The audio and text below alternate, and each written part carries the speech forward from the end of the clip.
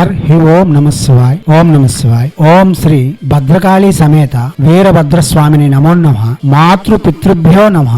ఆచార్య అతిథిభ్యో నమః. శ్రీమాత లలితా త్రిపుర సుందరయే నమో నమః.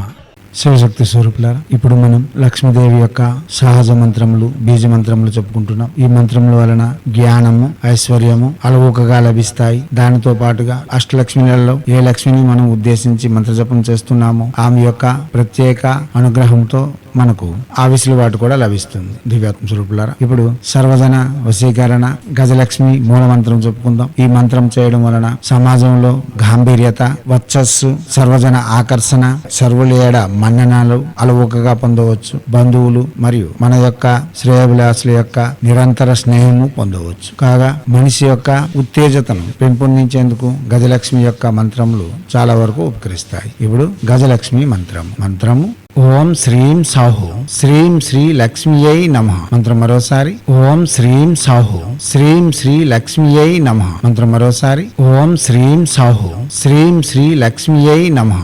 దివ్యాత్మ స్వరూపులారా, లక్ష్మీదేవి మంత్రములలో ఏ మంత్రము చేసినా శుచి శుభ్రతలు పాటించవలసి ఉంటుంది. సుస్నాతులై ఉంటూ ఎర్రని వస్త్రములు, రుద్రాక్ష, స్ఫటిక, తులసి, రక్తచందనపు మాలలు వినియోగించవచ్చు. శ్రీ మహాలక్ష్మి యొక్క ప్రత్యేక మాలలు పుష్కరమాల అనగా పద్మ పిక్కల మాల మరియు వైజయంతి మాల. ఇవి విశేషమైన ఫలితములు ఇవ్వగలవు. ముఖ్యంగా రైతులు మరియు సైనికులు ఉదయాన్నే జపం చేయాలని ఏమీ లేదు. వారి యొక్క కర్మను ముగించుకొని ఏ సమయమైనా పర్వాలేదు జపం చేయవచ్చు.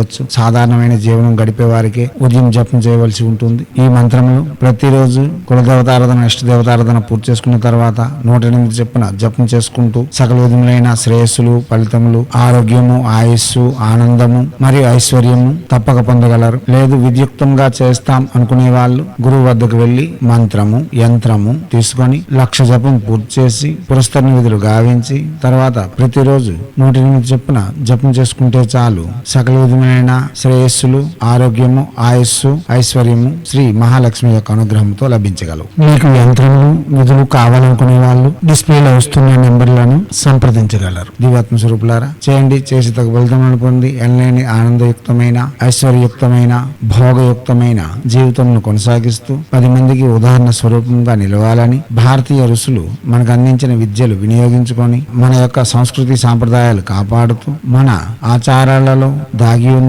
మర్మ రహస్యాలను, ఆరోగ్య నియమాలను ప్రపంచానికి వెలుగెత్తి చాటేందుకు మనవంతుగా కృషి చేయాలని కోరుతూ ఎప్పుడు మీ సేవలో రత్నశ్రీ హిందూ సేవా సమాజ్ ఆచార్య భీమసింగ్ రవికుమార్ ఆఫ్ నిఖిలానంద సాగర్ మహారాజ్.